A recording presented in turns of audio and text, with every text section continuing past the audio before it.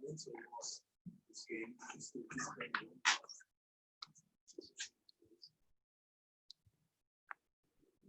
should never be the case as a professional actually.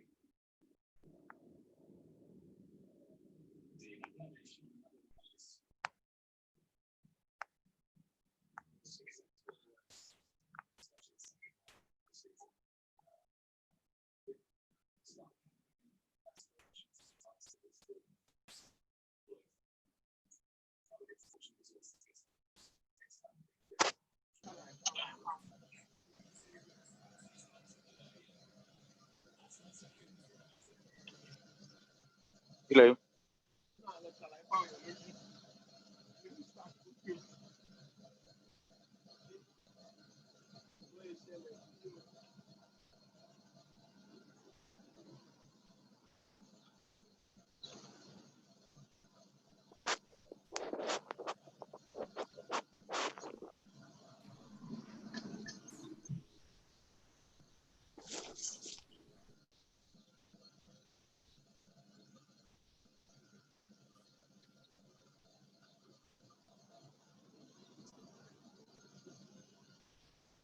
Any unemployment I buy. Chasing weekly. You don't send the fees to something money. Any unemployment I buy. Chasing.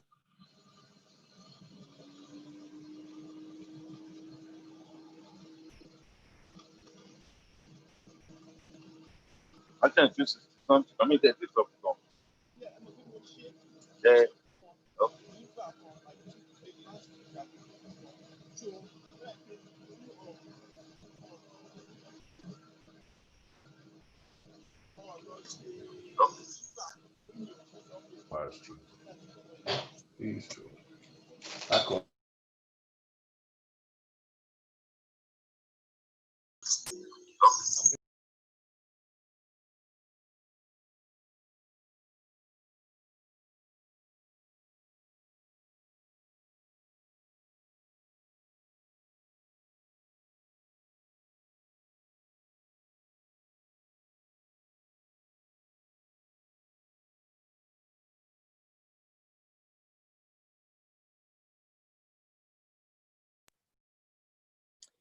Good morning, everyone.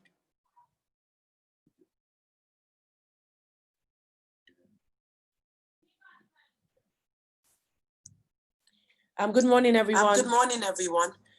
Thank you so much for joining today. We're really excited about what God is going to do in our midst through this Good morning, everyone. Good morning, everyone. Thank you so much for joining today. We're really excited about what.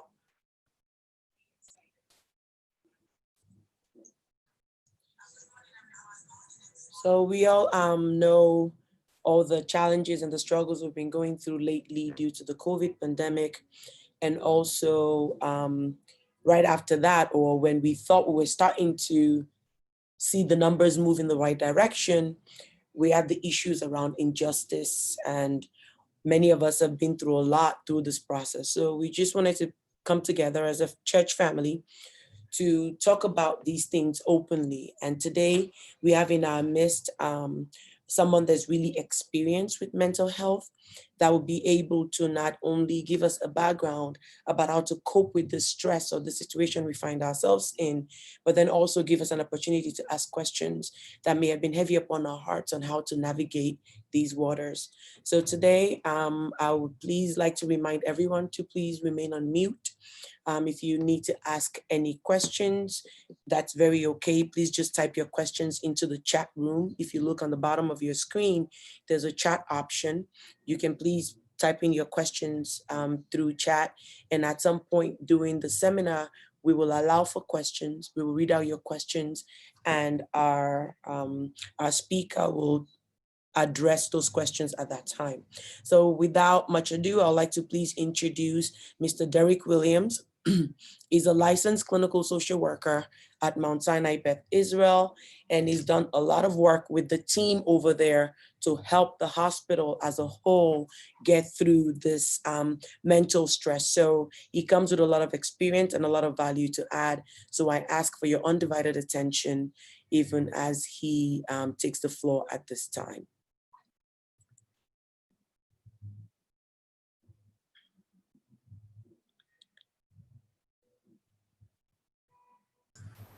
Can you hear me? Can you hear me now? Can you guys hear me? Can you hear me? Yes, we're able to hear you. Okay, that's great. Well, greetings all. I count it a blessing to be in your midst, even though I'm not in your midst. Hopefully one day I'll be able to come out to your church. But yes, I am Derek Williams. I'm a licensed clinical social worker at Mount Sinai Beth Israel in Manhattan, where I am right now.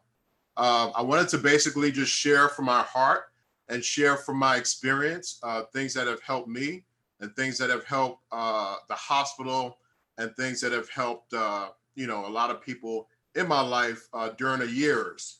Okay, and I want to basically talk about resilience. And resilience is basically the ability to bounce back after suffering blows. And we have all suffered cumulative blows in these past few months. But I believe that the Bible says that we can endure through this season. So I also have a background in ministry, so you might hear a lot of that today. So I'll be switching forth in my roles of clinical social worker, as well as someone who's been involved in pastoral ministry for some time. So the goals of this presentation is basically to broaden our understanding of what resilience is and to identify tools that might increase our ability to be resilient, and also to discuss resilience in the context of what's going on today. So as I said, I have a background in ministry. I list all of these things not to impress you, but to show you that I've been resilient within education. And I've counseled many people inside and outside of the church. I've been at Mount Sinai Beth Israel for the past 10 years. So those are my credentials there. And here are some of my life credentials. I grew up in one of the most challenging projects of New York City, Marcy Houses. Lost my father when he was very young, been through Hurricane Sandy. I overcame heart disease, ran marathons, was in the military for quite some time, endured some combat, also had a career change. So these are all examples of resilience and the ability to hang in there through challenging times. And also as a church planner, that was one of the hardest things I ever did, 3 years. And this is my beautiful wife, Joanne, 11 years of marriage, and it takes resilience to be able to stand in a marriage and be happy after 11 years. So these are life lessons that have taught me how to be resilient. So again, I'm at Mount Sinai Hospital, where we also have a Center for Stress and Resilience and Personal Growth. The nurses, the doctors, the the line staff has endured so much during these past 3 months. And I think this Center of Resilience is actually going to assist us in not only bouncing back, but actually being better after this. So the gentleman on the left, his name is Dennis Charney. He is he's the dean, and he presides over this Center of Resilience. And remember his face, because you're going to see him within possibly 3 slides. Also on the bottom of the slide, you'll see some palm trees. I love the image of a palm tree, because palm trees are able to sway in the midst of a storm. Pine trees cannot sway in the midst of a storm. Pine trees break and they snap and they crack. So I love the image of a palm tree. So what is resilience? Resilience is the process of adapting well in the face of adversity, trauma, tragedy, threats, and even significant stresses such as family and relationship problems, or workplace and financial stresses. So there's a picture of one of my favorite boxers, Muhammad Ali.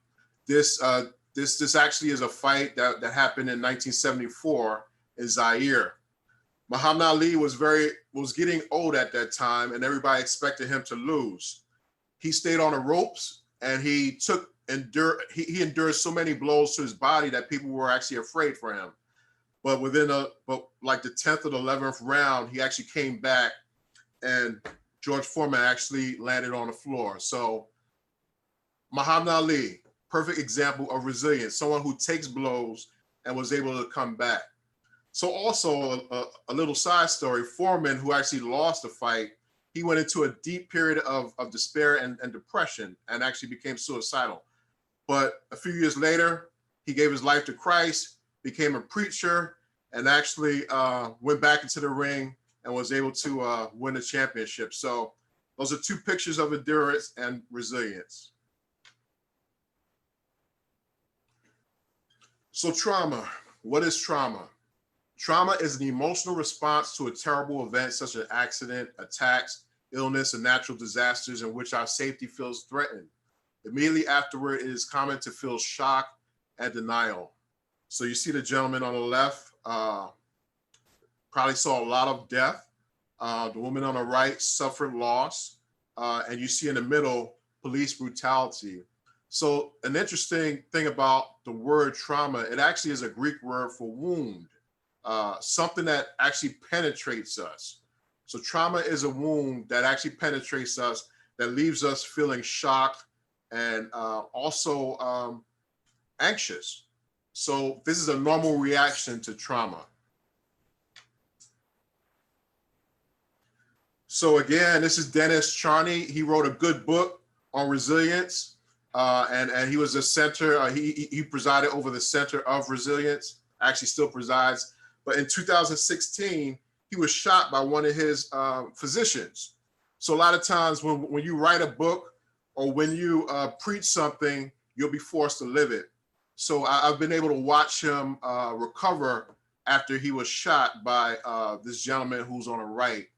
And something that he said in court kind of like struck me. He said, "Your Honor, I'm here today to ask that you sentence Dr. Cho to the maximum sentence available under the law." He said to the judge, "Dr. Cho's attempt to murder me not only caused me to suffer grave physical injury, but it's changed my life and the life of my family forever." So trauma does have the ability to affect one's life, but within his books and also within the center, we can see that trauma will set us up for either failure or also to be able to recover and actually be ahead from where we actually started off.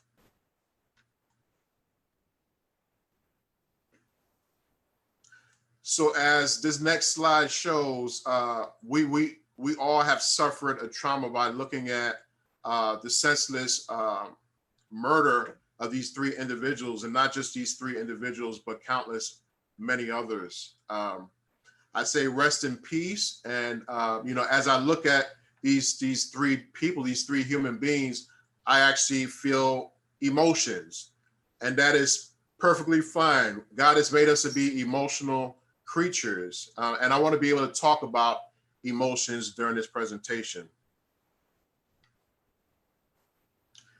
I came across this, someone sent this to me on Facebook, and I found it profound because it really encapsulated a lot of what a lot of people in my office are going through.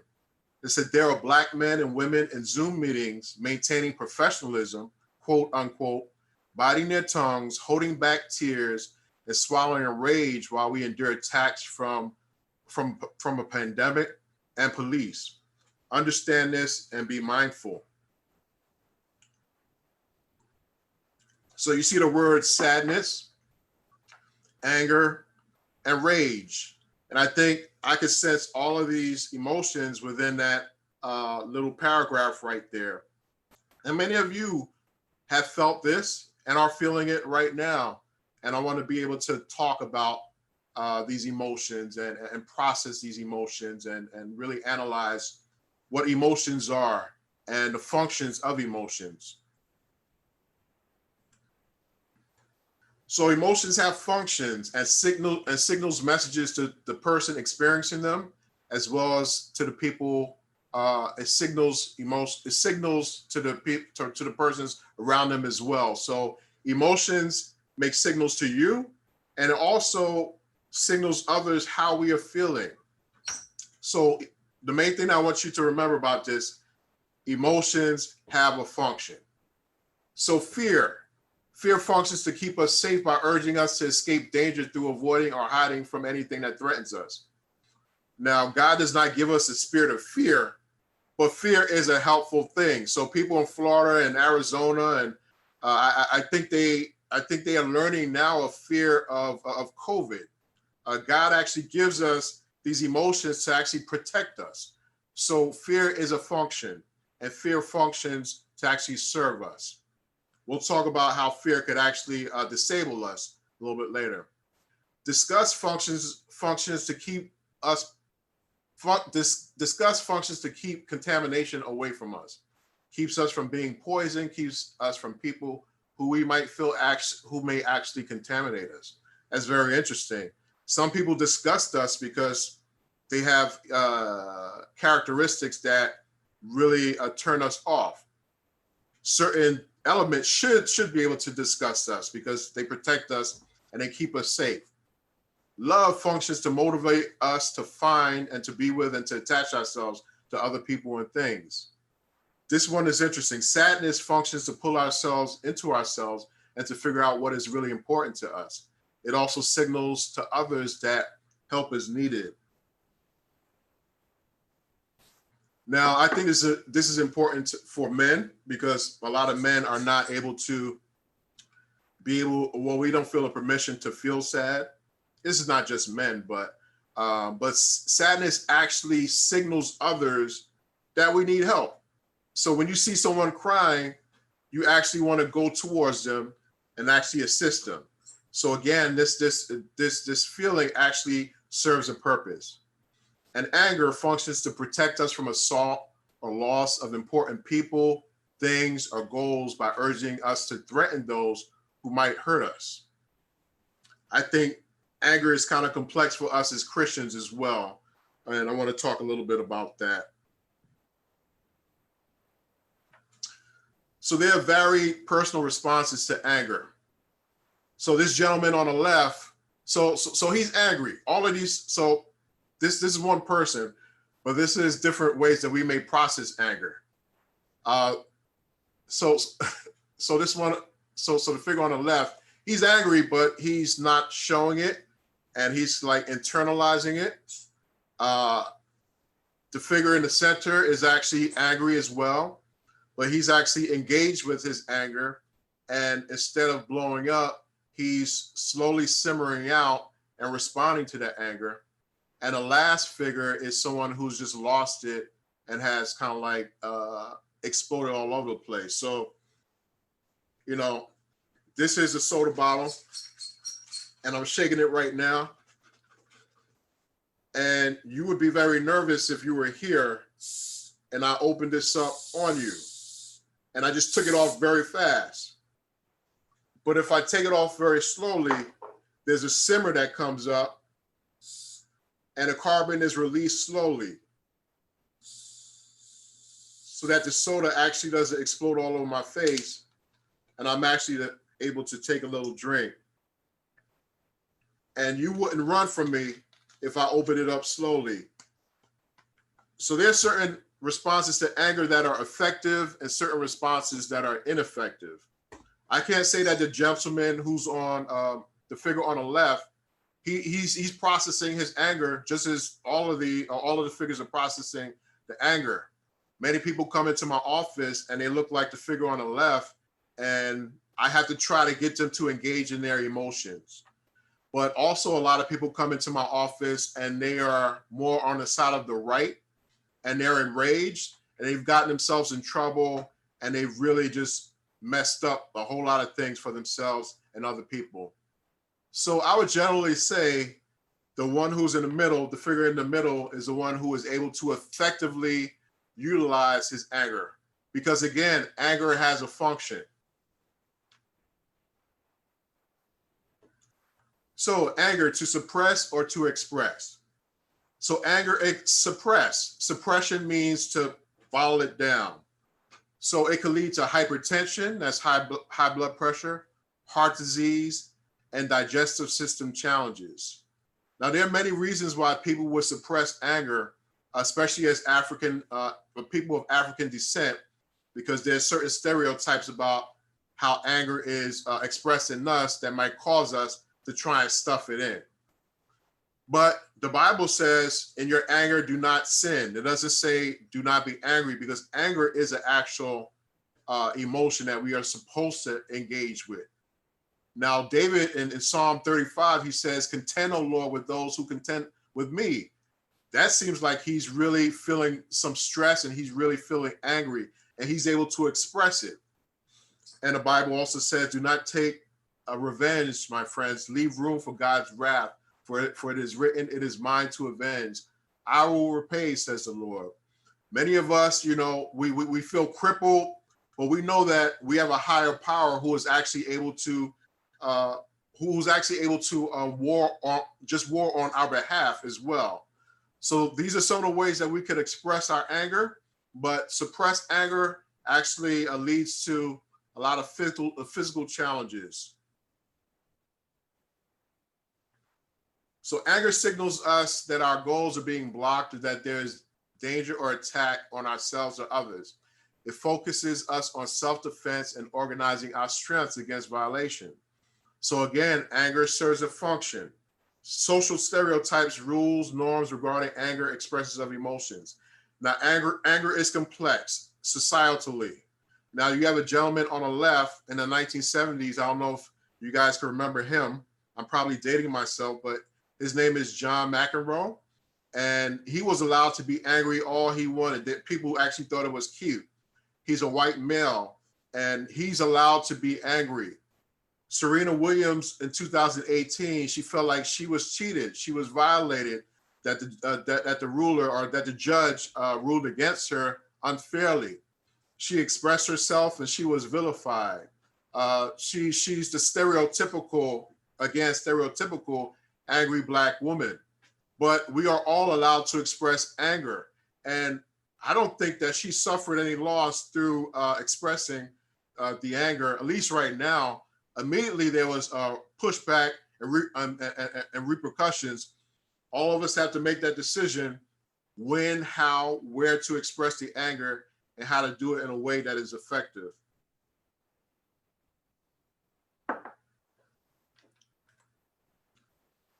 Returning back to some of the physical responses of anger, your adrenaline increases, your heart rate increases, your blood pressure increases, your pupils dilate, your digestive system shuts down, stress hormones release sugar. These sympathetic nervous system responses are not easily turned off. The body can remain in fight mode. So there are times where you need to be angry. Now, let's say you're with your kid, or you're with your wife, or you're with your partner, and somebody tries to approach you and tries to violate you. Your body just kicks in and does all of these things. You actually need the adrenaline because you might need to fight. Your heart rate increases because blood needs to get to your muscles so that you can defend yourself. Your blood pressure increases, your pupils dilate so that you have tunnel vision so that you can see the target. Your digestive system shuts down because the blood needs to be at different parts of your body. So your body goes into fight mode. But the thing is, if you stay in fight mode all your life, it starts to wear your body down. So we need to have effective ways to not only channel our anger, but also to minimize it so that it doesn't overcome us and so that it doesn't overwhelm us. So anger channel in ways that are corrosive. Anger turn inward. So anger could go outward or it could go inward. Inward anger causes depression. Also, anger channel in a corrosive way could cause you to be physically or verbally aggressive against others in ways that are not helpful. Aggression against yourself, substance abuse, extreme withdrawal, regrettable posts on social media. I've been running into that a lot. The first thing that comes into our minds, we're mad and we just post it, and we basically can't take it back. Even if we try and edit it, it's somewhat still there. Destructive acts at the workplace and in a home. I think yesterday there was a workplace shooting. So anger is complex. We need to learn how to channel it to the way that it's going to best suit us. So what shall I do with my anger? This is a fun exercise that I do with a lot of my clients, and this is the Dear Man exercise. So the best thing about this exercise is that it allows you to slow down, to become deliberate and effective in your expression of anger. Again, be angry and sin not. So you can be angry, but you need to find a way to process that anger so that it's become useful to you, and so that's not like a soda bottle exploding all over everybody. So Dear Man, it stands for certain things. So D stands for describe the situation. This situation is an employee who felt like she should have got a raise. She's mad as I don't know what, but she goes back and she does this Dear Man exercise and she comes back to her boss. So D stands for describe the situation. I've been working here 2 years and have not gotten a raise, even though my performance appraisals have been stellar. She expresses what she feels. She says, I believe that I deserve a raise, because people cannot read your mind. You assert your wishes. That's A. Are you in a position to offer this raise that I believe I am deserving of? R. Reinforce positive consequences. My commitment and will to stay and be productive in this company will be maximized if I get a salary that reflects my value to the company. So reinforcing positive consequences. A lot of times we want to reinforce negative consequences and say, if I don't get this raise, I'm out of here. A lot of times that will just like shut somebody off and the conversation will end right there. So that's the Dear. The Man is be mindful, be a broken record. Don't get distracted by attacks or diversions. The other person may come back and say, yes. So the boss may come back and really say, but you called out 2 weeks ago. And a woman says, yes, I had to call out 2 weeks ago for an emergency, but it is in no way reflective of my overall attendance. So she's actually being mindful, and she's not even studying the attack that came against her. Appear confident, look them straight in the eyes and have a level tone of voice. Negotiate if appropriate. Thank you for recognizing my worth, and I'm willing to wait an additional 2 weeks for my raise. So this person is willing to negotiate. But sometimes negotiation isn't called for. Sometimes you have to push, and sometimes you have to say, no, I am not going to wait for my raise. But you really have to be wise, pray into this situation. But again, this Dear Man exercise has been very helpful to many of my clients. And also I have to say it's been helpful for myself as well. So anger could be creative. Anger could be creative. Anger can be creative. I think one of the best things that I've seen out of this tragedy, if anything could be seen good coming out of this, is that people have become creative in expressing themselves and being able to express their outrage. In 1963, there was a church on 16th Street in Birmingham, Alabama, that was bombed. Actually, one of the three men who bombed the place was a white Klansman. He actually died yesterday. But 4 little girls who were in a Sunday school class were killed. And John Coltrane, a jazz artist, he went into the studio and he penned a song, Alabama. It's a sweet, sad, and angry song. But he was able to channel that anger and that pain into something that was creative. Alicia Keys, she has a song, We Gotta Pray. She wrote that song right after the police officer was acquitted after Eric Garner's trial. So she was mad, but she actually channeled it into a beautiful song. Pray. So there is a God word part and a man word part to every battle. So you can channel this into prayer. God, I'm mad, I'm angry. Help me, Lord, to find out what to do. This is anger that's creative. Martin Luther King was thrown into a Birmingham jail unfairly. He asked for a newspaper from the jailers. And on the margins of that newspaper, he wrote the letter for the Birmingham jail. And he was angry at white pastors because they were silent while black Christians were being abused. So instead of, letting the anger fester inside of him, he was able to create this beautiful letter that became a book, the letter from the Birmingham jail. Create a voting drive. My wife is really passionate about voting. That's how she's channeling her anger. Telling people to vote and get registered to vote. Rapper T.I. is creating, he actually created a July 7th blackout day where he wants to show America that African Americans, Africans, people of African descent, people of dark people have buying power and respect that. So that's anger being utilized and channeled into a way that's creative.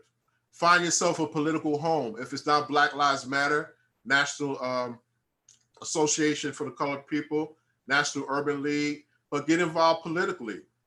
Historical children's books. You could teach your children about Malcolm X, Martin Luther King, Marcus Garvey, Nelson Mandela. Arm them so that they'll be a little bit further along than us. Support Black-owned businesses and protest.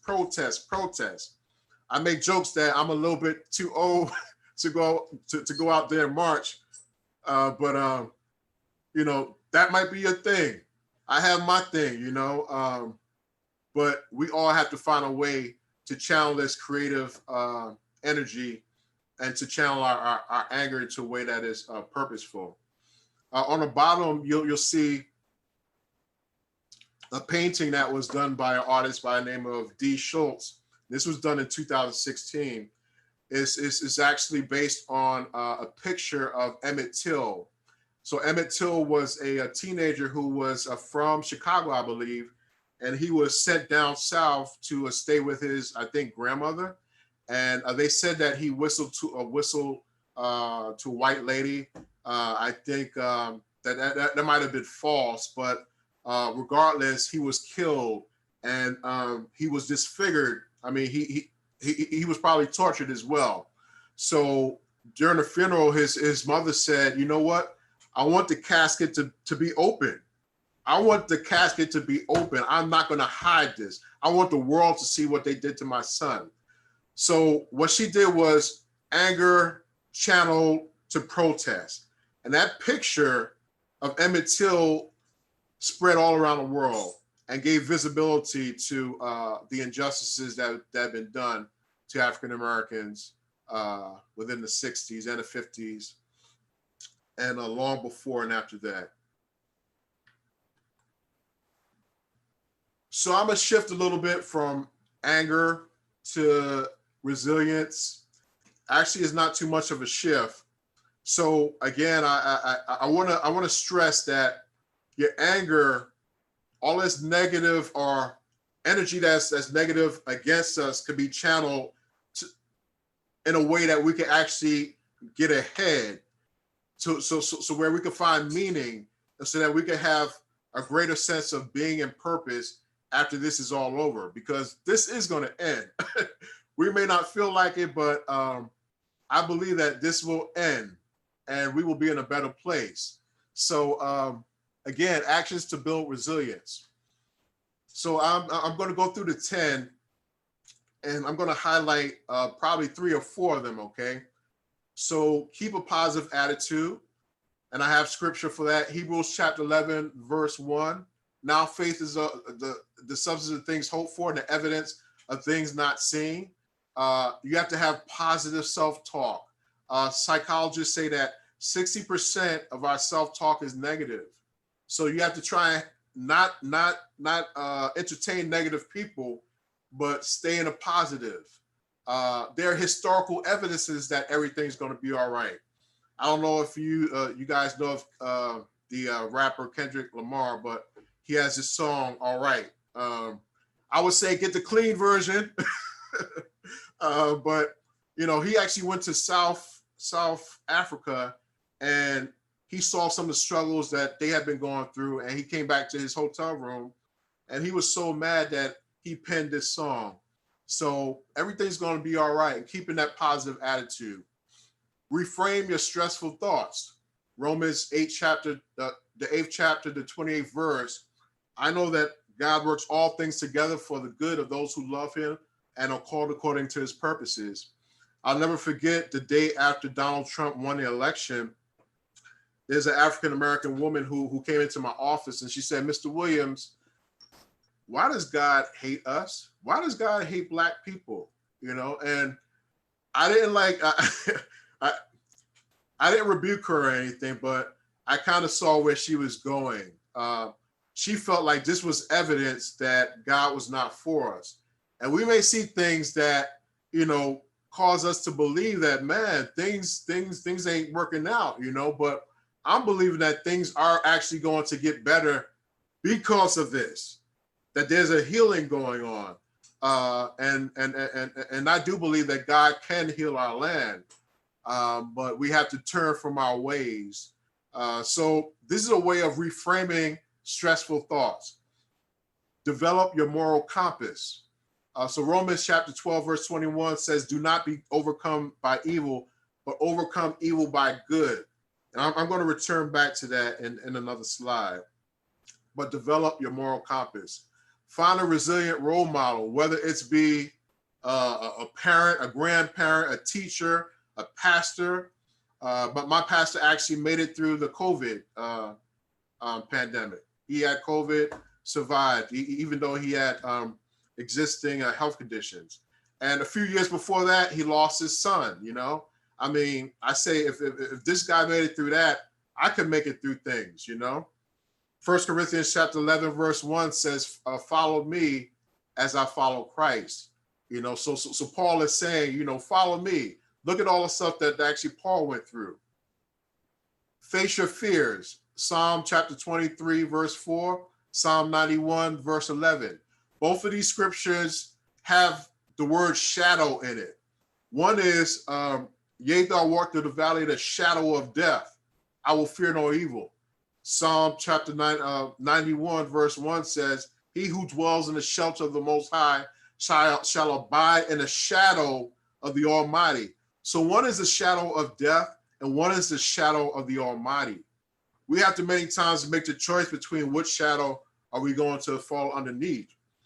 Now, the days that I had to come into this hospital where I knew that there was such a viral load of coronavirus, I actually had to pray even just to get into the front steps of this door, because I knew that I was stepping into the valley of the shadow of death. But I fear no evil because I knew that God was with me. And by the grace of God, I'm here right now. So face your fears. Develop active coping skills. I'm going to talk about laughter, music. You need to have yourself a playlist of things that lifts up your spirit. Number 7 is establish and nurture a supportive social network. Ecclesiastes 4:12 says, a threefold cord is not easily broken. So you need to get with saints, you need to get with positive people, stay away from the life-draining social networking, and be involved, be engaged. Those who are here right now, with just with your church family, you're doing that right now in the midst of pandemics, in the midst of the police brutality. You guys are not isolating, but you guys are together. Prioritize your physical well-being. Yes, the gyms are closed, but we have to find a way to go out, walk, be physically productive. If you ever see people running in the snow, you look at them and you're like, what, are you crazy? But they're actually getting endorphins. It's a natural high that you get when your body is moving. So try not to be sedentary. A trauma actually makes you feel disabled. If we go against the narrative of being disabled by working out, it actually helps our mood. Train your brain. Philippians chapter 4, verse 8. Meditate on things which are noble, virtuous, praiseworthy.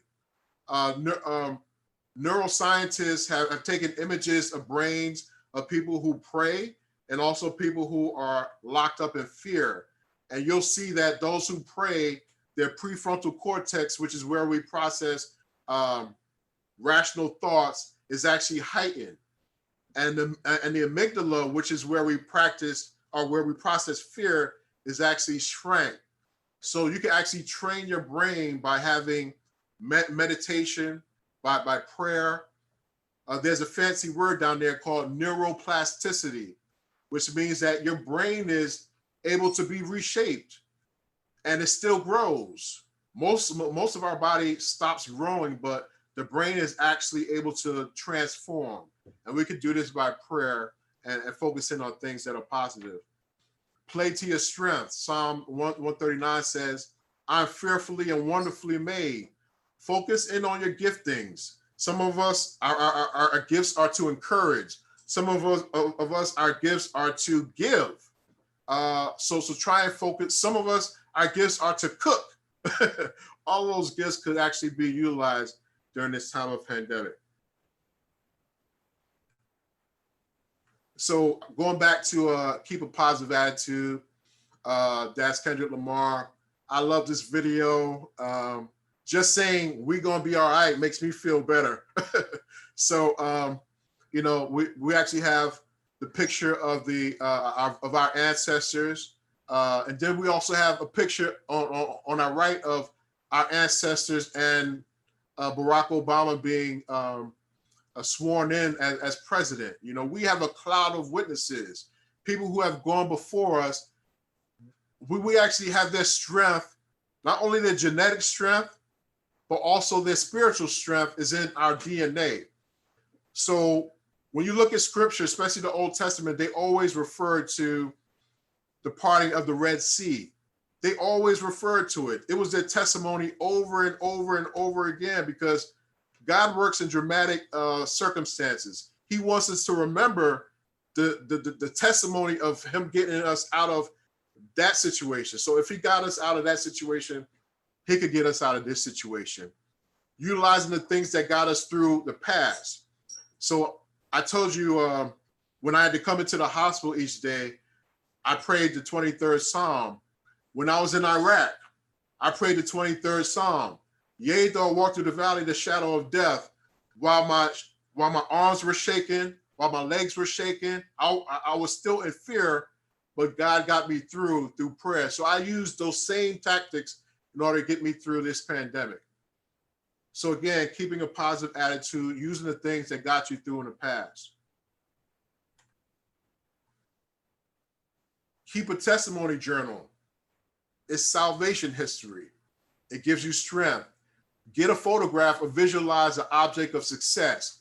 Marathoners, while they're going through the 26 miles of running, a lot of times they'll just picture what's waiting on them at the 26-mile mark, you know. Just picture yourself, you know, shopping or whatever thing that really gets you to go, you know, to a positive mind, a place in your head. Puerto Rico is a nice, happy space for me. St. Lucia is as well. So try and remember positive things. Speak positive before the positive actually happens. This song, We Shall Overcome, they actually sang that in the 60s, you know. While they were being persecuted, they sang, "We shall overcome." So develop active coping skills. A merry heart does good like medicine, but a broken spirit dries the bones. You know, I was always shocked at Nelson Mandela's ability to smile. And Desmond Tutu said that he wasn't always like that. Actually, before jail, all the pictures that you see of him, he's not smiling. He's like very stoic, but somehow he learned how to smile, engage with laughter in order to get him through. They said Martin Luther King had a crazy sense of humor. Malcolm X, towards the end of his life, you'll see him with more lightness on his heart. Singing, you know, through the civil rights movements, through the marches against apartheid, there was always song. In the Bible, it says Paul and Silas, while they were in jail, they sang. They sang, and things happened once they sang.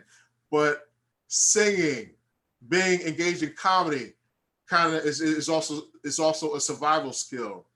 You know, some of the best comics happen to be Jews and African Americans, because there's a history of persecution in I think in both of the legacies. Some of the comedians that I like, Dick Gregory in the 60s, he was actually very active in the civil rights movements. Sanford and Son, I love Sanford and Son, the third season. It makes me laugh just even saying that. Michael Jr., who is a Christian comic, Sinbad, he's not Christian, but he's a comic who does comedy that doesn't have a lot of cuss words. So again, developing a music playlist on your iPod. These are some of my favorite songs, and they keep me going. But again, refrain from excessive amounts of cable news. Now, when I was counseling a lot of the nurses and a lot of hospital staff who were sometimes overcome by anxiety and fear, I would always ask them, you know, how much of the cable news are they watching? Because the news will constantly show the same thing over and over again, and we do need to stay informed. But if you look at the news all the time, especially with some of the video that we're seeing, we could open ourselves to being re-traumatized over and over and over again. So you want to refrain from watching the news too much. Excessive news watching is probably not good for your mental health. And again, social media, some of the platforms you leave and you feel like you need to take a bath because all of the stuff that's been just like dished out. Again, psychologists say 60% of our self-talk is negative. So we need to surround ourselves with things that are going to build us up. Develop your moral compass. So a famous person said, not forgiving someone is like drinking poison and expecting the other person to die. And that famous person was Nelson Mandela. On the left, you'll see a gentleman who is rescuing a white gentleman who actually was in London, and he was causing trouble, and he got injured. So this black gentleman was rescuing this white gentleman, and everybody took pictures of it. His name is Mr. Hutchison, and he actually is a former police officer, but he rescued this guy. A lot of guys would have been like, forget him, you know, keep him in there, toss him to the crowd, toss him to the wolves. He deserves what he's getting. But he actually assisted him. This gentleman on the right, his name is Mr. Smith, Leroy, I believe. And this was a white supremacist rally in the South Carolina. This white gentleman actually suffered from heat stroke, and here this officer is assisting him. These are visions that kind of like stay with us. And the reason why these visions these pictures, they went viral is because they say something to us. They say that this is different. They say that, you know, we wrestle not against flesh and blood, but against principalities and powers, and against rulers of darkness of this world, and against spiritual wickedness in the high places. You also have to recognize that even though our enemy looks a certain way, the enemy is really spiritual. And yes, we need to fight, but we also need to forgive so that we do not be overcome by the things that are trying to overcome us. So lack of forgiveness causes mental health. So many of my clients do not forgive people, hold grudges. You know, we have to find a way to process what's happening to us and actually try to be able to forgive as we demand that the system and the systems give us what we deserve and what is rightfully ours.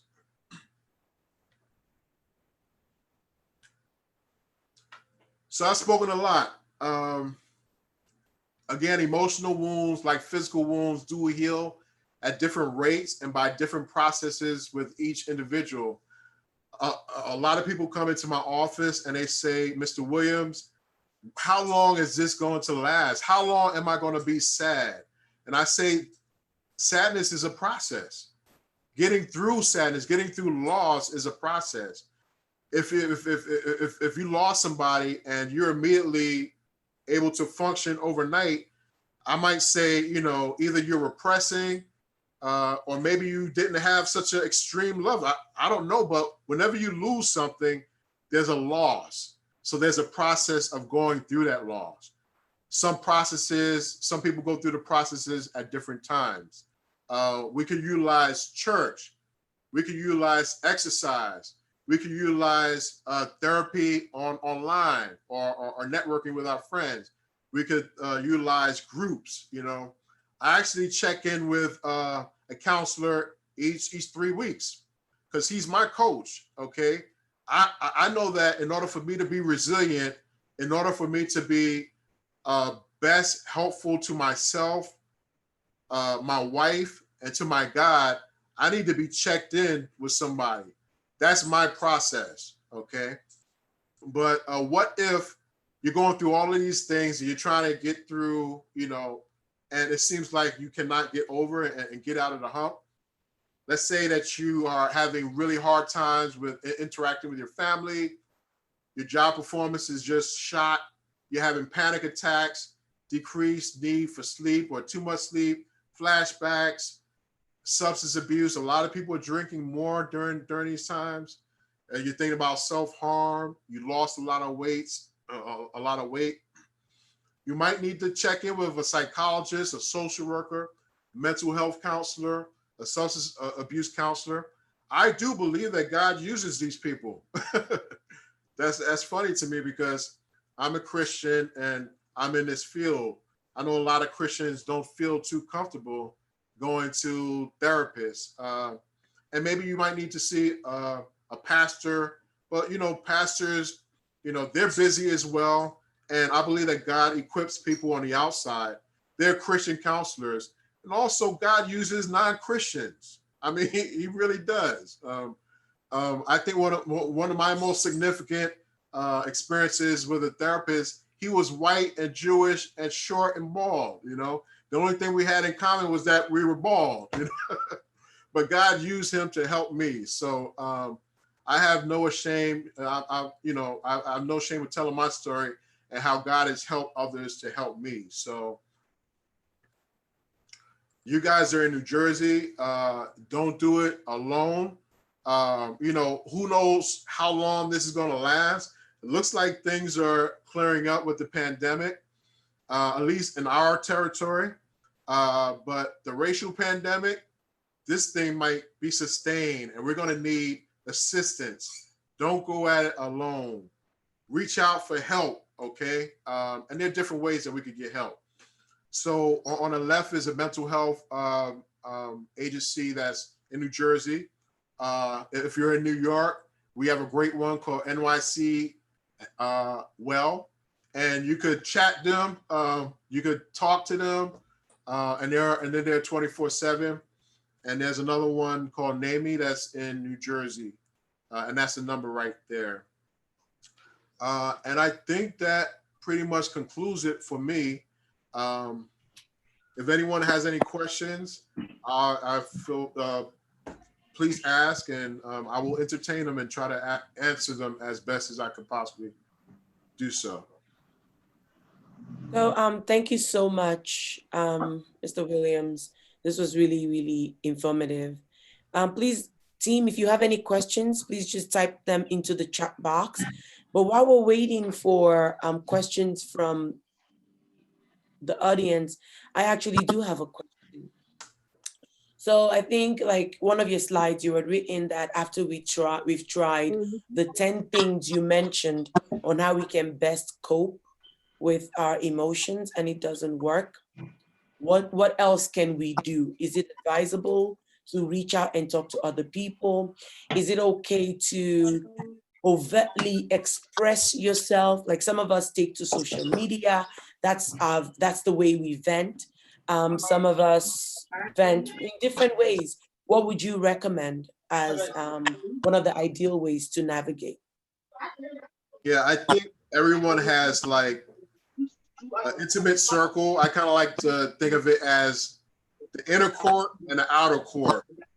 Like there was the tabernacle and there was the holiest of holies, and only certain people could step into the holiest of holies. And all of us have a tight social circle that we may feel most comfortable sharing things with. It might be a best friend, might be a spouse. Those are the people who you should go to first, possibly. Some people don't like to burden or feel like they're burdened to their spouse or to their best friend. But I say, you know, what are they there for? You know, I think sometimes there is pride, you know, keeping us from saying, you know what, I feel sadness about this. And again, the slide that I explained with sadness actually assists other people in knowing what's going on with you. So to answer your question, I think friends, family, and not all friends, because some friends may not be able to handle some of the stuff and they may actually start talking about some of your stuff, but God shows, you know, who's able to receive your burdens. So I'm not saying run off to a therapist immediately, because God has given us tools to actually, you know, process some of this stuff on our own, but also utilizing our networks. I have to admit that I used Facebook the day after George Floyd's death. I had to put on something, and I'm not usually one to post anything, but I posted a picture of a sign that said, "Yesterday a man has been lynched." And that really helped me. And I was surprised how much it helped me. But I also recognize that if I stayed on Facebook and looked at all of the posts, I would start to get really, really angry. And but you know, I'm not one who goes on social media too much. So you know, the younger generation does utilize social media, and I'm not trying to demonize social media, okay, because it can be used for the good. But all I'm saying is stay away from platforms that might be harmful to your reputation and for how you want to present yourself to the world. Again, because a lot of these things we cannot take back once we put them out there. And also people are looking in. So not sure if I answered your question. You did. Thank you so much.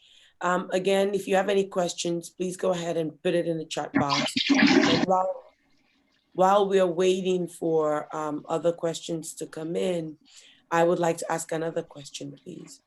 So I know that at the beginning of the presentation, you talked about the different types of emotions, and you talked about sadness, you talked about anger, you talked about rage. And I remember you talking about the fact that these emotions in themselves are not bad, but it's more about how we manage it. So with a lot of the issues around the pandemic and the injustice, many people felt a lot of anger.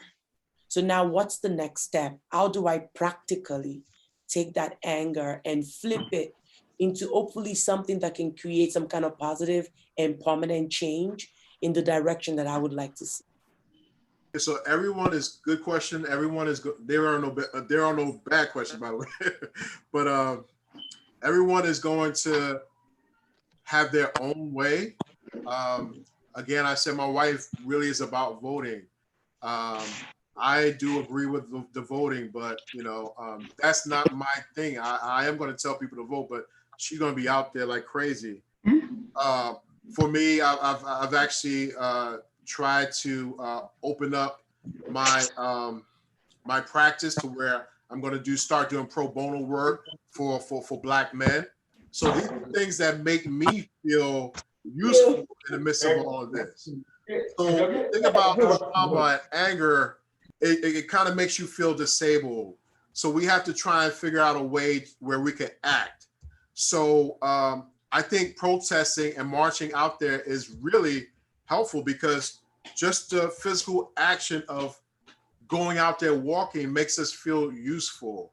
But also getting active with politics. I think Black Lives Matter, you know, it's been demonized in the past. And I love the way that it's actually been embraced by not just us, but the larger culture. So I would also say, you know, some of us are in circles where we're dealing with white people, okay? And that could be kind of tricky. But a lot of them are starting to ask questions now, you know? And many of us may feel a burden to have to answer those questions, but say, hey, why don't you read this book, you know? And that might make you feel like, okay, maybe they will listen. Maybe they are listening. Maybe I am causing change to actually happen. But again, there's so many ways that we could feel purposeful through that, because the anger, if it's not released in ways that are constructive, will just be corrosive and destructive. So. Thank you. That's really great. So we have a question that came in through the chat box. How best do you think someone who is an introvert can deal with anger, considering that this person doesn't talk too much or really by default prefers to stick to themselves? How can they best navigate what they're feeling? Yeah, introverts, I like introverts. I'm an introvert. I'm an introvert who has to be an extrovert at certain times. I war with that. But yeah, so the very definition of introvert is someone who gains power by being by themselves. Extrovert gets their strength and energy by other people. I love extroverts, but that's not me. But introverts usually will not go outside. So journaling is journaling is really, David, the Psalms are all, David, he was so angry in a lot of his Psalms, you know. Many of the Psalms start off with him just being angry, and sometimes angry at God. But at the end, you will see a certain peace come, and he will get a certain answer from God through that. So there's a process that I think journaling, process that we go through when we journal, because we exercise our emotions. So our emotions are non-tangible. They aren't concrete. When we take those emotions and we put them on paper, they actually become concrete, and we're actually able to see what we're feeling. So that's a process in itself. And also it actually assists you in trying to figure out, what do I do with these emotions? But yeah, so introverts, you know, I'm not saying that you will be able to go out and protest. That might not be you, but also it could be you. Some of us are called to go out of our comfort zone. But again, music, you know, they're different things. Everyone has to find their own space. You know, I think the woman who painted, you know, that's actually, you know, anger utilized, in her private space where she's able to be creative. So I hope I answered your question. Thank you so much. So yes, that's a great point about journaling. You can actually write down how you're feeling. I remember when I was younger, I actually used to write letters to God about how I was feeling and what I was going through and what I would like to see him do different in my life. Yeah. And it's amazing because I stumbled upon one of my journals not too long ago, and I was reading through it, and it was interesting to see how much I've grown from when I wrote those things down. So it also can serve as an outlet if you don't feel too comfortable talking to other people. Thank you so much, Derek, for doing this. We're so grateful. Thank you for giving us your time. We really appreciate you and thank you for sharing your knowledge with us. Thank you so much. You're welcome. Grace and peace. Amen. So at this time, we'll begin our financial seminar. I'd like to introduce Mr. Segun Akinosha. He actually is a financial counselor and spent many years on Wall Street. So extremely experienced in how to make money multiply and make money work for you. I'm excited to learn and take notes because I have my piggy bank that I want to break open. Financial And I'm hoping that he will give me tips on how to turn my $100 piggy bank into millions of dollars. So over to you, sir. God bless you.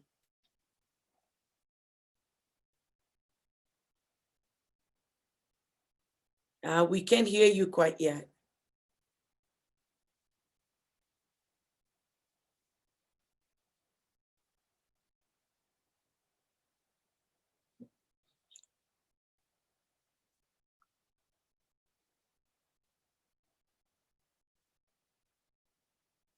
Yes, we can hear. We still can't hear you.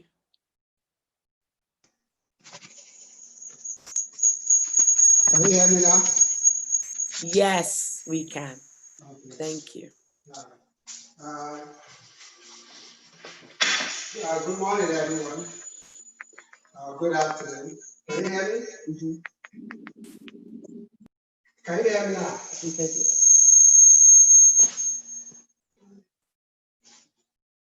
You can hear me? Okay. Good morning.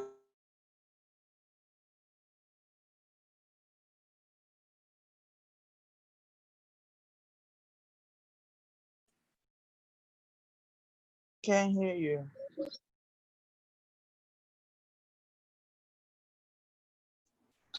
Cannot hear you. We cannot hear you again.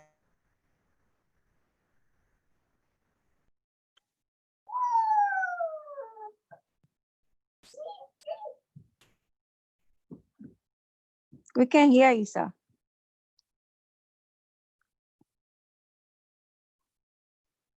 Because they go hand in hand. You have to have the right state of mind for you to know how to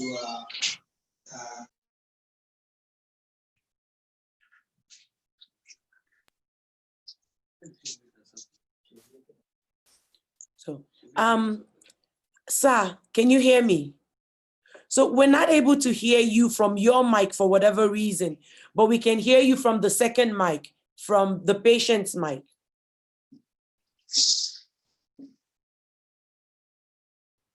We still can't hear you.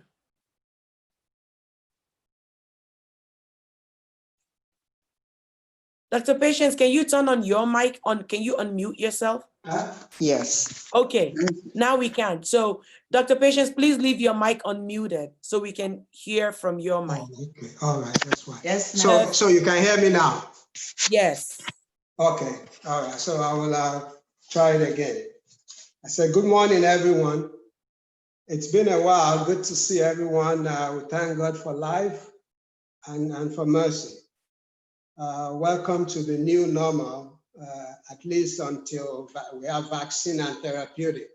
Saying about the pandemic. This was called a financial investment seminar. It could have easily be called your financial health. And financial investment just be a portion of the financial health. So, and like I said, all the segments we're covering today are actually all the things we've covered at church before. It's just the pandemic kind of highlights them, under a bigger microscope. So after the discussion, we could have Q&A on investment, but we'll go through the bullet points on what I think are essential for your financial health. Like I said, let me just give my background. I have a computer background, then a master's in economics. I worked on Wall Street for 20 years, building trading floors, the early online tradings. We were part of it. I left as a VP in one of the financial companies. And then while I was doing all that, I had investment properties. I was jack of all trades, investment properties all over town. I was buying shares monthly. So I was building my wealth, while working day job, because I had a plan. I had a certain age, I wanted financial freedom. And luckily, or, somehow during the early crash in '08, it was a great opportunity for me to get out and have some financial freedom. So in essence, quote unquote, I retired early. So basically the disclosure here is I'm not selling anything. I'm just giving you what has worked for me up till now, and give me the ability to plan my day the way I want it, to be productive. And like Pastor Mrs. said, it's like trying to make a dollar out of 15 cents, right? That's in essence what it is now. So I'll get to the segments of what I said are essential that this COVID actually brought out. One is your career path. We realize that we've always said you have to maximize your skill set, your career. And one thing that this brought up was, we know everybody talk about essential workers, the healthcare workers. Once again, we want to thank all our healthcare workers for the heroic jobs they did over time. So let me start there. But in terms of maximizing your career skills or maximizing your income, I think there are some fields that we know for now actually will be the ones to be in going forward. I mean, like healthcare, even if you're in healthcare, you have to try to get to the next level. For example, let's say someone is a nurse's aide, maybe they can aspire to be LPN, licensed practitioner nurse. If you are a nurse, maybe you want to do a master's for NP, nurse practitioner, physician assistant. I mean, there are so many things. Maybe you want to go back for public health to be an epidemiologist. There are a lot of things that this pandemic is bringing out, and where we just can't have a degree in marketing anymore. Nothing wrong with it, but you just got to be precise. You got to be intentional with your career path. Another area is technology, right? And computer field. There is a demand for cybersecurity, demand for cloud computing, and they have different courses, 10 months, 9 months. I mean, you just don't go into those fields because your friends are making six figures. You have to have some logical thinking, logical concepts, because keep in mind, a lot of people may have to do this using taking student loans. So you don't want to be half empty on that. You want to really finish. So you got to look at fields like computer. The other field, like if you want to have your own business, another thing this pandemic brought up is you see everybody with masks. It's mandatory. People who are sewing masks, selling masks, and there are platforms that allow you to do these things, like the eBay. You could be making your mask and you sign on eBay, they'll take a cut, Etsy, Etsy.com. I know people shop at Etsy, but these are just people like you who have things, their hobby, their passion, they sew, they knit, and they put it on Etsy. Etsy will take a cut and you go about your merry way. So there are many things there: healthcare, technology, business, public health. Also, if you're a teacher, we know now this e-learning has become a big portion of things. Maybe you want to do lessons or coaching, if you know what that means, online, teaching kids. So it's about maximizing income because you want to be able to save and have enough left for investment or otherwise, or vacation, but you have to first maximize your income. And so you have to really know what path you're taking. Like I said, I had a good job, 6 figures, but I was still quote unquote hustling, buying properties,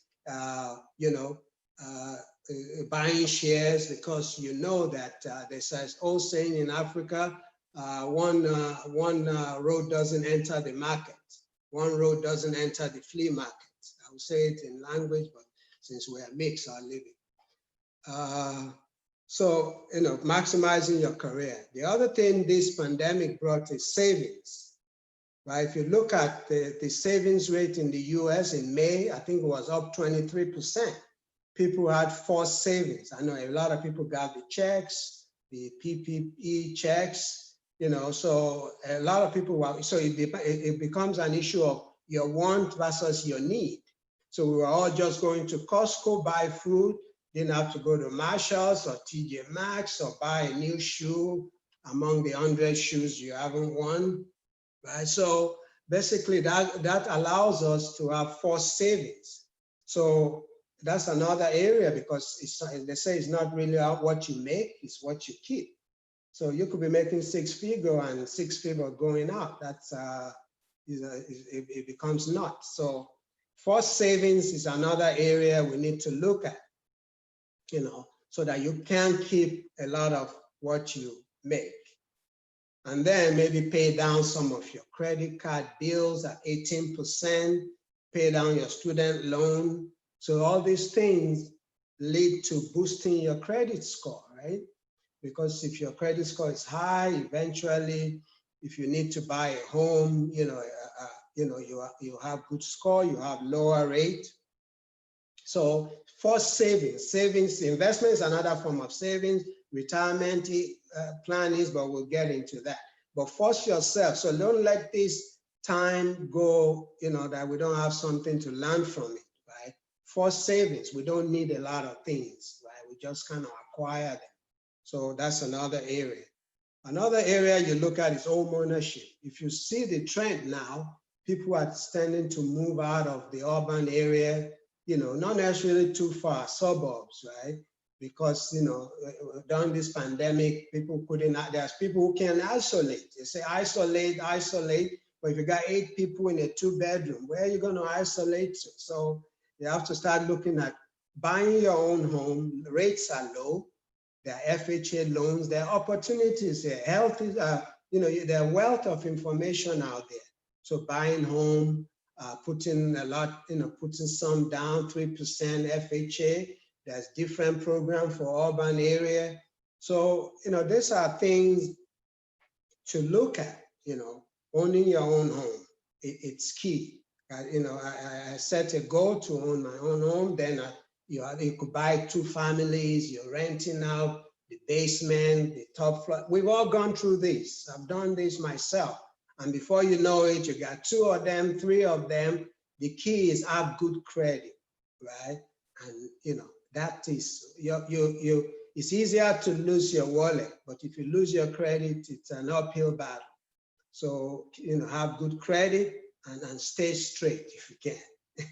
So that's mortgages. The other thing is what I call financial umbrella, right? Which is this pandemic again highlighted a lot of these, like health insurance, right? Young people tend to say, I'm young, nothing will happen. But we've seen that the outcome, no one knew, you can't predict the outcome with COVID, right? If you have comorbidity and you're a certain age, we know that. But even younger people with blood types, we don't know. So you have to have health insurance. Affordable health care, aka Obamacare, those are kind of health. I think it comes up October, November. It's good to have this, right? Because if you don't, and something happened, and you go to emergency room and you have a 20,000, 30,000 bill due, this would wreck your credit once again. So you really can't play with this. Like I say, there's a lot to learn. Thank God for life with this pandemic, but there's a lot we can learn. There's a lot of readjustments we can do. The other thing is life insurance, right? People always say life insurance, I don't need it. You need it. Your family, if you're not here, you don't want them holding the bag and, having all these bills. This brought it again to our mortality. This pandemic brought that out again. You have to have life insurance. and life insurance doesn't have to be quote unquote your father's life insurance, term life. No, there are variable life insurance that allows you to invest, to invest it and take some money out. So those are areas to look at. Like I said, I'm not an agent, I don't sell anything, so you have option to look around and see. But you must have life insurance, you must have health insurance. Also, retirement savings. You must have there's another forced savings for you, retirement. So if your job has a 401k, if you own your own business, STEP IRA, 403b, some contributions are matched, and sometimes they allow you to take this 401k to buy a home, right? So to put as down payment, I think they'll just have an installment plan for you. Also, even during this pandemic, people were able to shave off their retirement, I think so, without penalty because of how hard times are. So you see, a lot of things we discuss are things that are happening now because we don't know tomorrow. We really don't know if this is the end of it. God forbid it, and we hope it is. But there's a lot to learn. Even in adversity, there's a learning process involved. So let's try to take advantage of it. Also, college savings for the kids, even when they are 1 year old. Start putting something away. I don't know if it's 501b. Don't take me. I don't know specifically. Set up saving for the kids, right? Even if it's $5, $10, it adds up. So that they don't end up in community college with nothing wrong with community college. We all started there. But if you can send them to liberal arts school upstate New York or Ivy League, so and they can get, the trick is actually with all those Ivy Leagues, there's a lot of loans out there. You just have to know how to harvest them. But have a college fund for the kids, so they're not left holding the bag and loans $200,000 in medical school. You can help alleviate some of that. So a lot of these things, let's look beyond ourselves and look for our kids.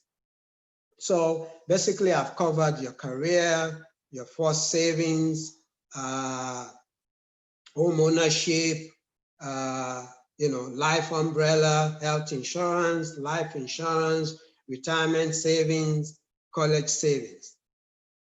Now we can go into investment. Okay, so I know people are always excited when they hear investment.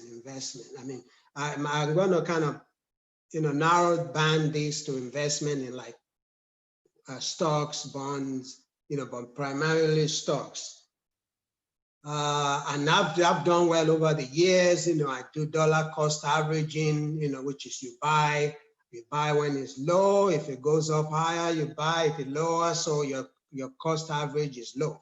But before we even get into that, if you've been following the market, you see that the market has been very choppy or fraudy. I mean, more choppy. Fraudy just means a lot of bubble, but we've taken some of that out. But it's just, I do a lot of investing. I do a lot of trading for my own account, and that, there's investing, there's trading. But if you follow the market, you see that this week alone, maybe we lost 3%, 3.5%. And I think it's COVID related, because even the market doesn't know if to stay home or shelter in place or go out. So basically, the market too is just as confused as everyone with mixed messages. So the market tends to just trade sideline, and we took a hit this week, which is not always a bad thing because it allows the fraudulence to come out and allows entry points for other people. But, not to get over myself here with all this, but let's just see some basic things to look at when you think of investment. You have to kind of determine investment versus trading, right? Trading is you come in, not necessarily day trading. Trading means you come in and maybe do short term, less than 30 days, a day or two. Whereas investment itself is long term. You have to have long term goals, right? Long-term horizon. And one thing in investment is patience. You have to be patient when you invest. You can't check your account every day, you drive your nuts. Just remember that there are lower days, there are higher days. There's always a bull market out there because it's all about your entry point, meaning if you have to buy low, sell high, right? You don't want to buy high, sell low. So if the market, if there's blood on the market, so to speak, I mean, if the market is very, well, it was yesterday, the Dow was down 700 points, is an entry point for some stocks, even though most stocks are overvalued right now, I think. But not to get over my own top here. So it's to have, is between trading and investing. You want to be in investing. Like I say, another example, some of the investment I made over years, I was able to put towards buying real estate, investment properties, so it's all intertwined, it's tied in hand. Don't just look at your daily job as all in, all in. Try to see other things you like to do. Register a business. If you have a passion, try to make money off it. But, back to investment, like I say, long-term goal, and then being in the right sector, right? So investment, and then you cannot time the market. Remember that it's time in the market, not time in the market. Right? I'll say that again. It's time you are in the market, not time in the market. So that's a key one when you try to be in investment. Also, if you look, I remember, if you know Warren Buffett, it says many years ago, say, I don't invest in things I don't know about or I don't use. So you have to be in the right sector, right? So what kind of sectors you want to be in, right? So a lot of it is common sense, honestly. You want to look at companies that have good balance sheet, who are sound. A lot of companies are going to go out of business, but there are some that are sound enough. So you want to kind of be in the right sector. And then, like I said, you'll see when I start talking about the sectors, you'll see that a lot of it is basically common sense, because what are the sectors you want to be in? I'll tell you some sectors you may want to stay away from now, which is obvious. Airline, cruise, right? If you have 5-7 years, you could put some money, but to me, that's dead money when you can have your money working for you right away. So there's no magic to investment. Nobody can make you rich overnight, right? It's a process. It's doing your homework. It's looking, knowing what you're getting into, right? In this day and age where everybody have access to trading.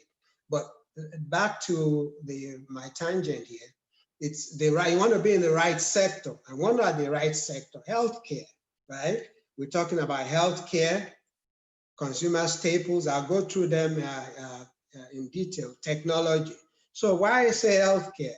Okay, look at COVID issue now. We're looking for vaccine. We're looking for therapeutics. They say we should use sanitizers, right? So basically, what are we looking at? We're looking at Johnson & Johnson of the world, right? Because they are the ones, looking into some of the vaccines. You're looking at Pfizer. These are pharmaceuticals. You're looking at AstraZeneca, working in Oxford in England for vaccine. You're looking at Sanofi. Those are all publicly traded stocks, but I'll tell you about how we get into it. But just trying to tell you, Merck, right? So you're looking at all these companies. So that's the health sector, right? Then those are the kind of places to be, in this day and age. Then outside of the health, and then you look at companies like Peloton. Everybody is scared stiff going to the gym right now. So people are buying those machines, Peloton, Peloton. Those are machines people are buying. You've seen them at the mall. The company is doing well. They can't even get enough. So those are the areas you want to look at these days. Health sector, right? Then you look at consumer staples, right? The Costco's of the world, everybody's there, right? Walmart, right? Those guys are gonna be around. Dollar General, Dollar Tree. those are all traded companies that you want to look at. They will always be here, pandemic or no pandemic, but going forward, those are the companies to be. So those are the, sometimes they call them the stay-home stocks, right? Those are the ones doing well. For a while there, when we thought we had a vaccine, people were in the outside post-COVID stocks like airline, cruise. They went up and they went down when the numbers kept ticking up in Texas, North Carolina, Florida. So people are scared stiff now. So what do? You go back to the healthcare stocks and see if there's a vaccine, because only God, vaccine and therapeutic can get us out of this. Otherwise, it's going to be a state of paranoia for a while. So back to consumer staples, the Costco's of the world, the Walmart, the Dollar General, the Clorox, right? Everybody's wiping their hand every 30 nanoseconds, right? So, we want to get into some of this. Okay, outside of consumer staples, we look at technology. Zoom, hello, anyone? Zoom is everywhere, right? That's the stock that went from, what was it, 80 to 256 now, because everybody is Zooming, and now they're fixing some of their security lapses. They're able to make money off monthly installments. So they're gonna be around. Zoom remind you of the Facebook in those days. They're gonna have competitions. They have Microsoft, they have Slack, they are competition, but Zoom has become a verb, right? Let's Zoom, right? When something becomes a verb, there's money to be made, right? So in the technology, you look at Zoom, Facebook, people are using Netflix a lot. Google is there, Apple is there, right? So those are the in-home stocks, right, that are there. So the issue becomes, to me, those are the sectors to be in. Health sectors, consumer staples, technology, right? Cloud computing, everybody talk about cloud now, right? So cloud stocks, you look into some of that, right? So how do you get into this? Right, knowing fully well some of the prices that these things cost, like I think Amazon, sorry, I forgot to mention the big elephant in the room, Amazon. That is the guy, right? Amazon, when you talk about, they control most of the business now. So Zoom, Amazon, Facebook, Google, Apple, those are stocks to get into. Microsoft, of course, that's another big one, right? So those are stocks to get into. Microsoft, Amazon, Zoom. So, but if you look at the pricing for these things, they are expensive. I mean, Zoom is what, 250, Facebook is 212. I'm just going off my head now. Netflix, maybe 300. Amazon, over 1,000, right? So you're saying, how do I put my rent to buy one share, right? It doesn't make sense, right? So what do I do? If you look now, I mean, because when you want to trade these days, there's so many platforms out there, right? Everybody knows about Robinhood. You've heard of Robinhood, are the day traders just going bananas with trading. The thing about trading is can you still hear me?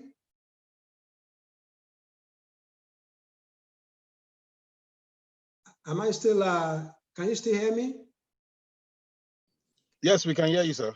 Okay, all right. Okay, all right. So, so you look at how do I get into some of these deals? Like I said, there are no brokerage fees anymore. So it's a double-edged sword, right? Before, back in the days, we pay $9.99, $4.99. So I have to think twice before I get into 3-4 shares a day. Now you could go bananas, right, and buy 5, 10, there's no limit, but then you can go knee deep also. So it's a double-edged sword. So since there's no brokerage fee, people are trading through Robinhood, Cash App, PayPal. Oh, okay, let me just get back. PayPal, Square, those are another fintech, we call them, that you can get into, right? So those are some good shares, PayPal, fintech. Square, which is Cash App. So, but in terms of how do I get on this platform, Robinhood is out there, Cash App is out there. People buy fractional shares, right? They may, because they can't buy 1,000, they can't use my rent to buy 1 share of Amazon, right? So what do? I buy fractional shares. I mean, it's a slow process, but with time, you can really do well. But what I tend to do is, I'm old school about mutual funds, right? And that's what I used to do. One I used to buy was from Fidelity, with FOCPX. I mean, what they did is they had a basket. What's mutual fund, right? It's basically, this mutual fund had a basket of Amazon, Apple, Facebook, Google in it, Microsoft. So basically they slice and dice it based on metrics. So instead of you paying 1,000, maybe I'm paying $12 for that share. So, but it means when they all go up, it goes up. When some go up, some go down, I cannot hedge my bet. So I still do, I mean, people do ETF now, exchange traded funds, which are done daily, right? Which trade like stocks, that's okay, or S&P. But I'm still old school in some ways, and it's been good to me, right? I still do ETF, I do mutual fund, but I always advise mutual fund for people, because fractional shares sometimes it's like watching paint dry, right? You're gonna have to be patient, you know, so, or grass grow. So it takes patience. So I tend to go into, but nonetheless, you can't buy fractional shares of some of these stocks that I cannot mention, right? I mean, I'm not recommending them. I'm just saying there are things that have worked for me over the years.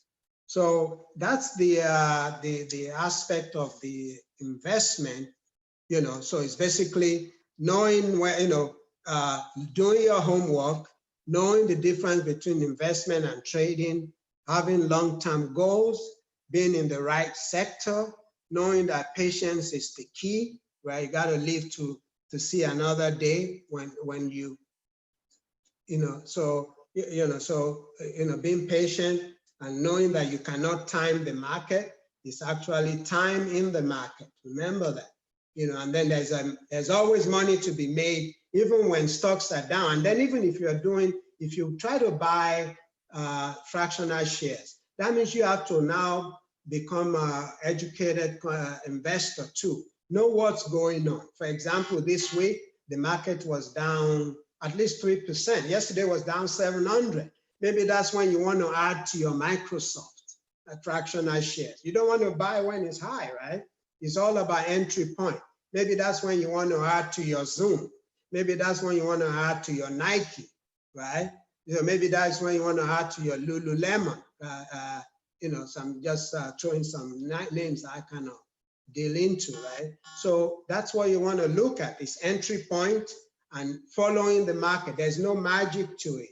You two have to play a part in this. But in terms of which platform to use, you don't have to use Robinhood. You can use Fidelity, Vanguard, E-Trade, Ameritrade. They're all free. So you could buy. So it's not only fractional shares. If you have 2,000, 3,000, you can say, you know what,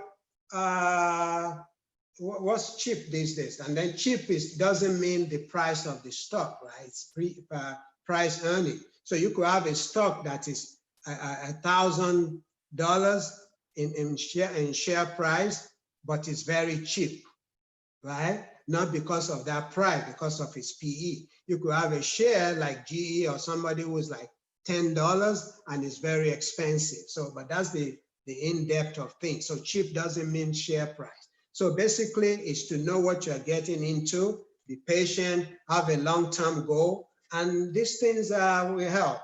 So, you know, let me just, let me just kind of go over these things again. So like I said, you know, there are a few things you look at your financial health after your mental health. They're all hand in hand.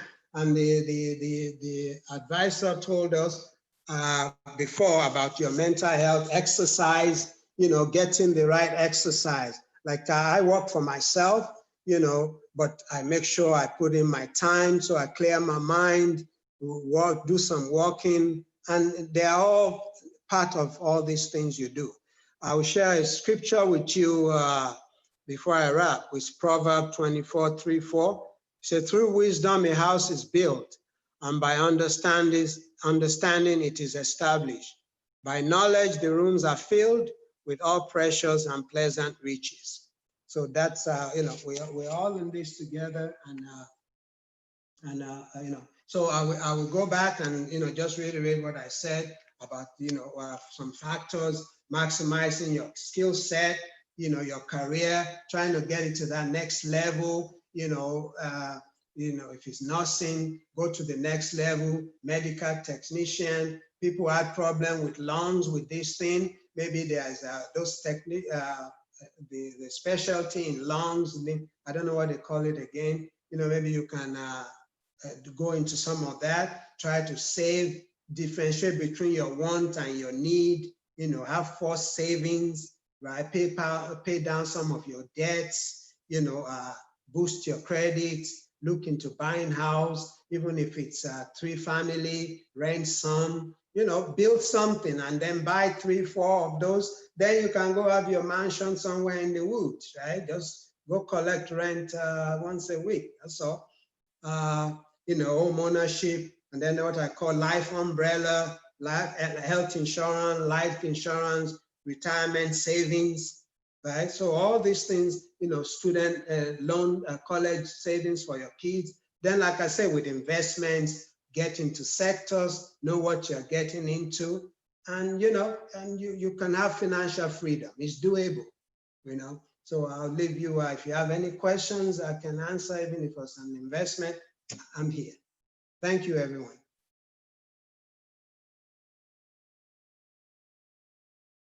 Pastor Mrs.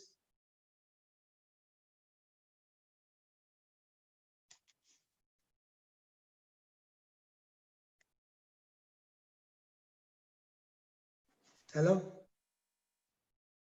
Yes, sir, we're here.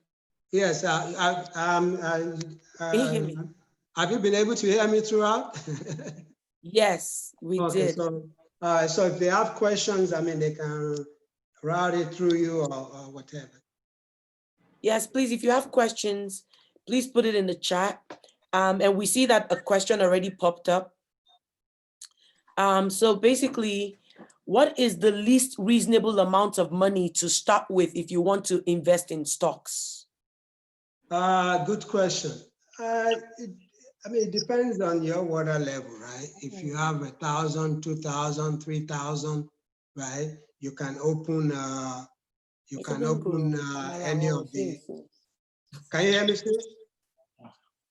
Yes, sir, we can. Okay, so like I said, depends on your strength, right? So if it depends 1,000, 2,000, 3,000, you can do Robinhood, or you can start with Fidelity or Vanguard. So it depends on what your capabilities are, right? And the thing though is, let's say you have, like I said, let's say you have 200, 500, that's where fractional shares come in, right? So you can buy fractional shares, with people like Robinhood or all this. But if you have some money like 1,000, even Fidelity and all those guys, they allow you to do fractional shares. I just tend to go with online trading sites like Fidelity, Vanguard, because you can get research, right? You can actually go in, once you sign in, you can get research on the stock you're trying to buy, right? So any amount. So if you have 500, 700, fractional shares are good. If you have 1,000, 2,000, 3,000, you could look at individual shares that are low priced, not necessarily cheap, but are low priced. So it depends on your capability, honestly. Okay, thank you, sir. And there was actually another question that's attached to that, but I think you just answered it. That was asking, what if you only have like $200 to $500? Is that good enough? But you actually just answered that as well. So thank you so much. There's another question here. How do you advise to, are there any tips on how to quickly pay off a student loan? So if you have a student loan, do you have any tips or advice on how one could pay that off rather quickly? Well, I guess with student loan is you have to look at your budget, right? You need to be able to pay your basic loans first, right? You need to be able to pay your rent and everything in some necessities, right? So then based on what you have left, I wouldn't pay student loan and not pay my rent, right? So it depends on, to me, how much you have. Maybe you are getting bonus from your job and you choose to pay it down, right? So I won't pay student loan unless I've done a lot of other things, right? I may pay student loan before I invest because so that I don't get the interest rate, right? I can deal with the interest, I can get rid of the interest rate, right? But at least pay above minimum. If that's what you want, you're thinking of, maybe you can pay above. If it's 200, maybe if you can pay 250, 300. So basically that's what I'll do with that, right? But it will still be after what you have left. Okay, thank you, sir. There's another question here. What would you say to someone who struggles financially with saving money? Like, what practical steps can they take? So financially, they're feeling like they're not that buoyant quite yet. And what tips can you give them on how to still be able to save? Yeah, I guess with that is, well, based on your income, right?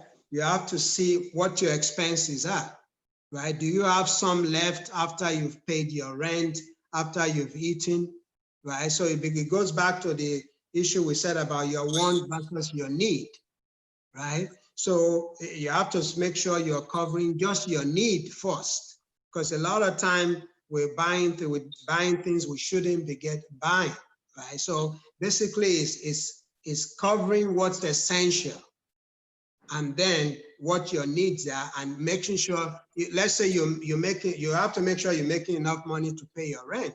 Or if that's not the case, maybe you need a second job, or you need to maximize your skill set. So it's really hard if you're doing it because you are not disciplined, or it's because you are overwhelmed with your basic necessity expenses. So you have to know which is which, right? But at least your 401k is a forced savings from your job. That one allows you. So if your job has a 401k plan, you need to get into that, because what you don't see sometimes allow you to adjust. So that's one of the forced savings you have, is your 401k. But otherwise, if it's outside of that, you just have to see what your need versus your wants are. Okay, thank you, sir. There's another question here about the Amazon business, that there's an Amazon business investment at the principal is $10,000.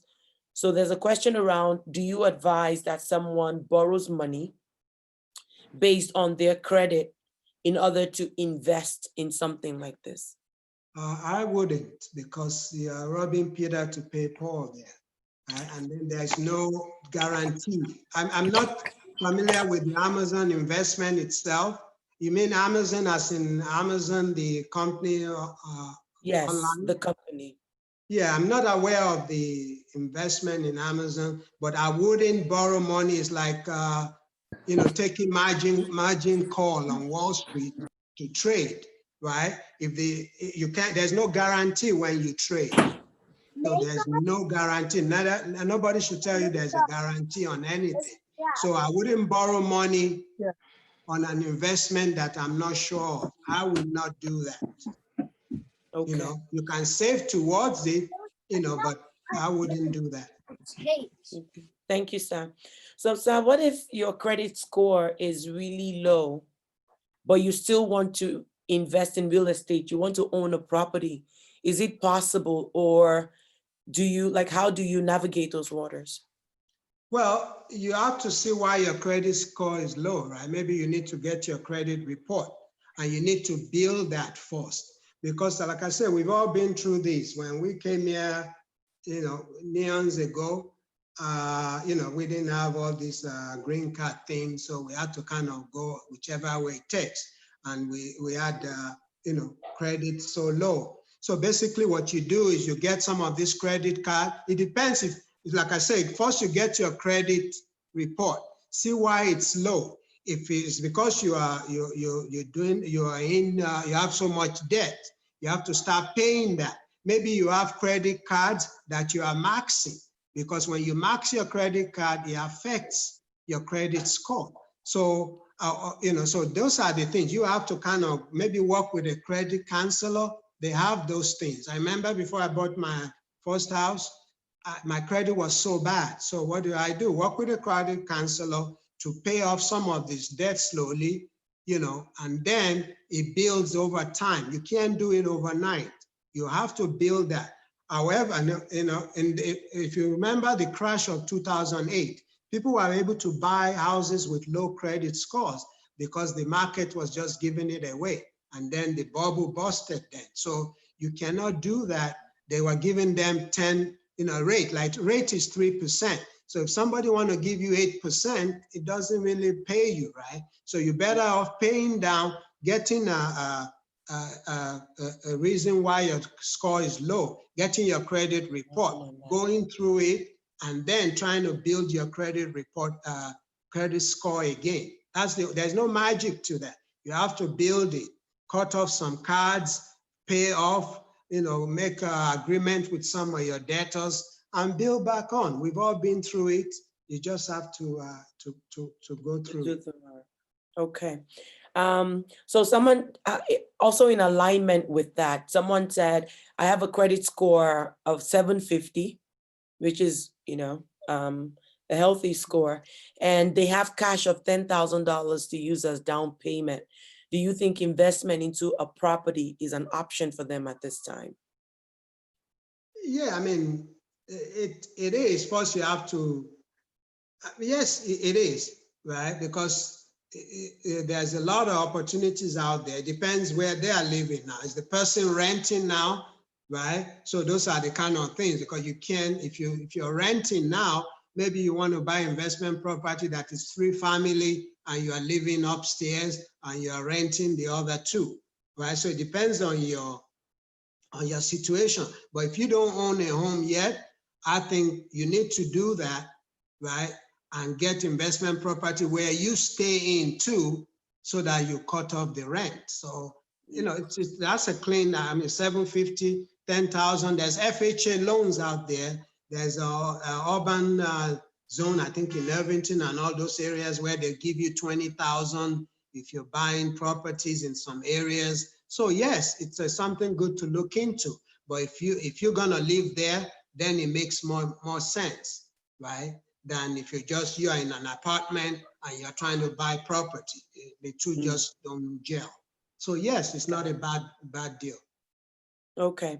So someone has a question about fractional shares that are on Cash App. Is it good? And then also, how about investing in British coins? Is that good as well?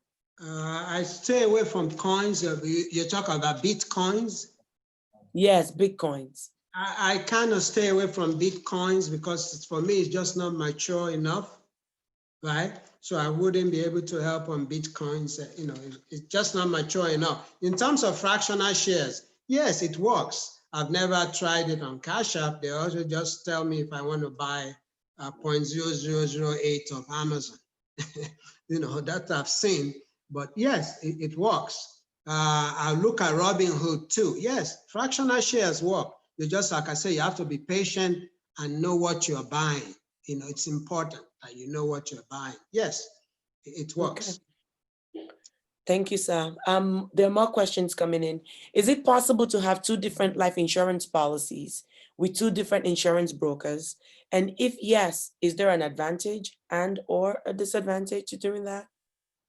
Well, it depends to me on the value, the market value of those insurance, right? Because if I have 500,000,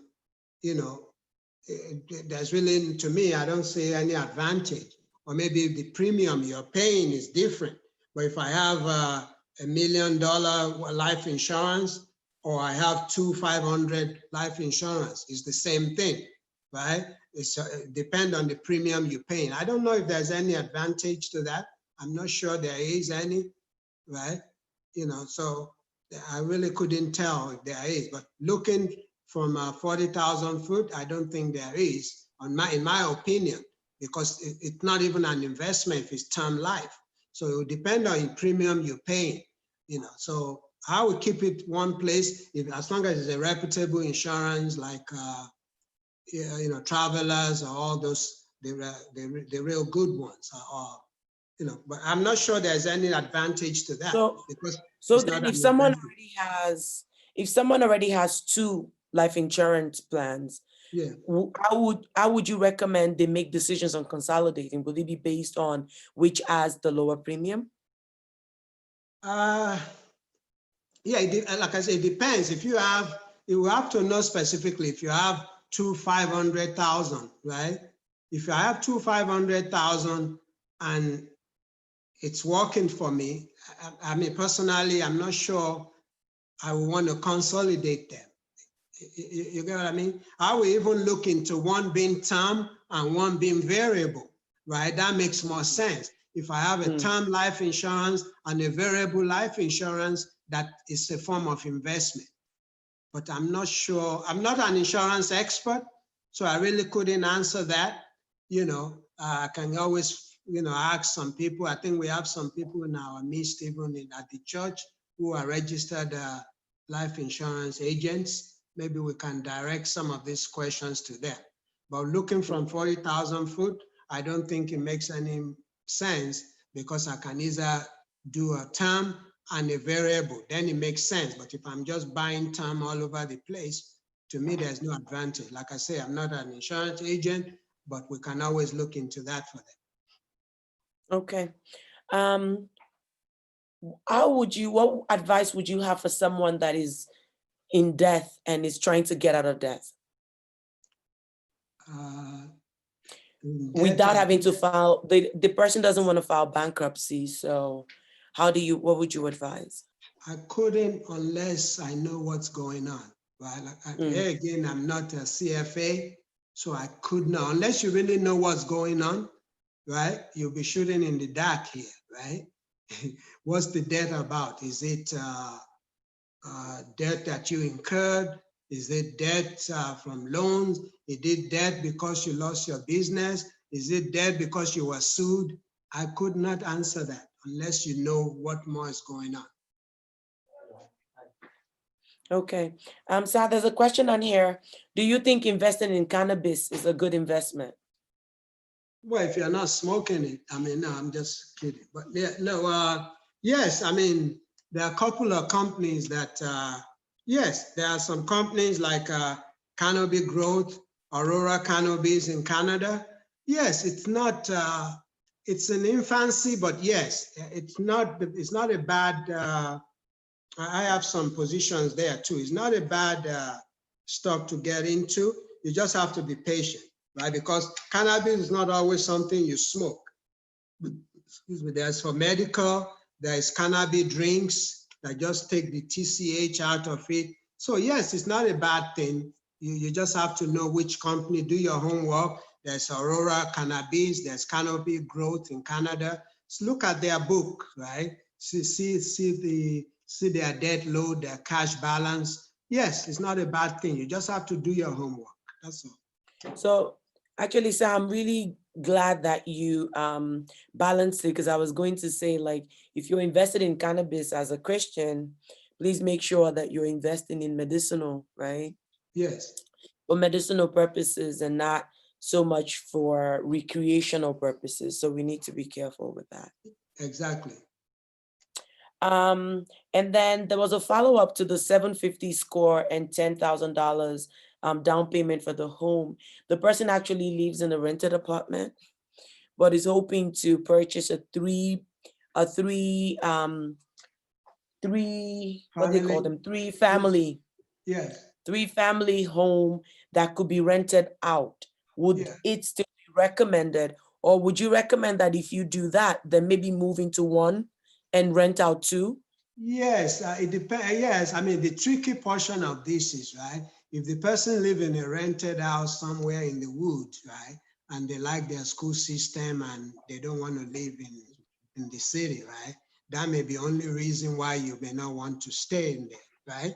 So if I'm living in Sukusana or something, and I'm buying something in Irvington, I may not be ready to move my kids into, I mean, nothing wrong with Irvington, but I'm saying to the school system.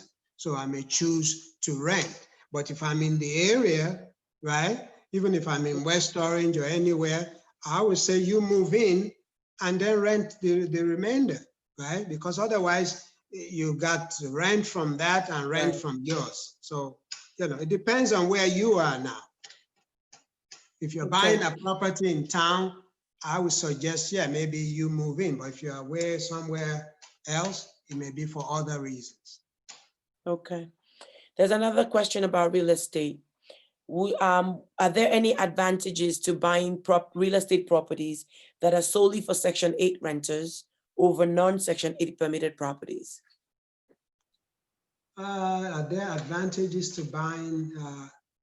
Well, you'll find out the thing with Section 8 is, right, you get your money easier from the government, right?